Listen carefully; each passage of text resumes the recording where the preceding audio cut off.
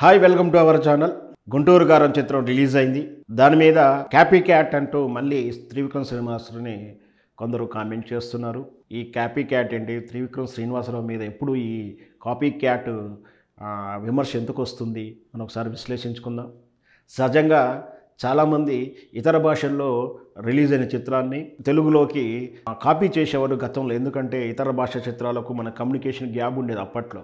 So ఆ చిత్రం ఎక్కడో మలయాళంలో, కన్నడలో, బెంగాలీలో రిలీజ్ అయినప్పుడు ఆ కథ మూల కథను తీసుకోను, యాస్టి తీసుకోను, అప్పుడు ఆ కాపీ రైట్స్ మీద కొంచెం అవేర్నెస్ తక్కువగా ఉండేది. అలా జరుగుతున్న క్రమం ఒక రకంగా ఉండేది. లేదా హాలీవుడ్ చిత్రాల నుంచి కాపీ చేసుకునేవారు, అదొక రకమైతే. కొందరు నవలలను కాపీ కొడుతూ ఉంటారు. ఇంకొకరు పాత చిత్రాలనే కొంచెం మార్పులు చేస్తూ కాపీ కొడుతుంటారు. అయితే ఈ కాపీ రాయలలో ఈ త్రివిక్రమ్ శ్రీనివాస స్పెషాలిటీ ఉంటుంది. అదేమిటంటే తన చిత్రాలను తానే కాపీ కొట్టుకుంటాడు, లేదా ఇతర చిత్రాల నుంచి కొంచెం మార్పులు చేసుకుంటుంటాడు, లేదా ఒక నవలను కాపీ కొడుతుంటాడు. ఏదో కూడా తన సొంత బుర్రలో పుట్టినట్టు కథాంశంగా అయితే ఇంతవరకు అయితే ఎప్పుడూ లేదు. వాస్తవానికి ఇప్పటి ఈ గుంటూరు గారి చిత్రం కూడా గతంలో తన చిత్రాలైనటువంటి అత్తారింటికి దారేది, అలా వైకుంఠపురం చిత్రం తాలూకు మూల కథా సూత్రాన్నే మళ్ళీ గుంటూరు కారం చిత్రం కథగా రూపాంతరం మార్చుకున్నాడు. ఏదైతే ఒక సమస్య మీద, ఒక ఫ్యాక్టర్ మీద ఎప్పుడో విడిపోయినటువంటి కుటుంబం నుంచి వేరుపడడం, కుటుంబం నుంచి విడిపోయినటువంటి హీరో ఆ కుటుంబాన్ని ఎలా కలుపుతాడు అనేది, ఆ కుటుంబంలో ఎలా చేరుతాడనే కథాంశంతో గతంలో అత్తారింటి దారి చిత్రం వచ్చింది. అలాగే అలా వైకుంఠపురం చిత్రం కూడా అదే మూల కథ.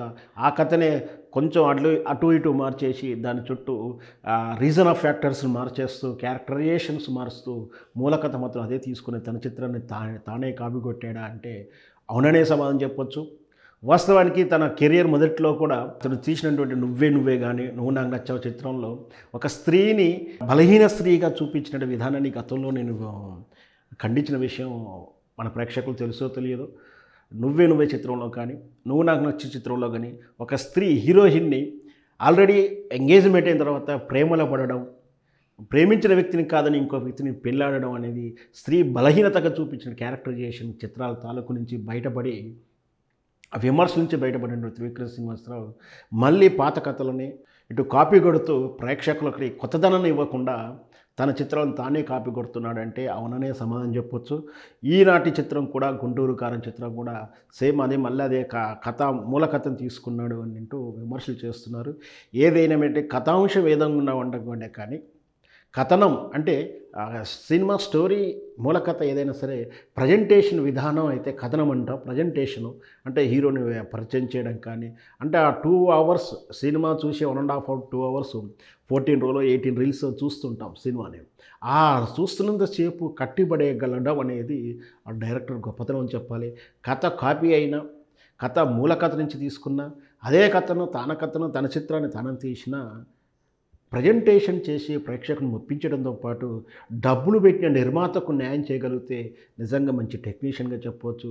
ఈ విషయంలో త్రివిక్రమ్ శ్రీనివాసరావు తరచూ సక్సెస్ అవుతూనే ఉన్నాడు. సో కాపీ క్యాట్ అయినా సరే ఏదైనా సరే కథనం ఇంపార్టెంట్. ఆ కథనాన్ని ప్రేక్షకుల నాడిని పట్టినటువంటి మంచి రచయిత, మంచి దర్శకుడు త్రివిక్రమ్ శ్రీనివాసరావు.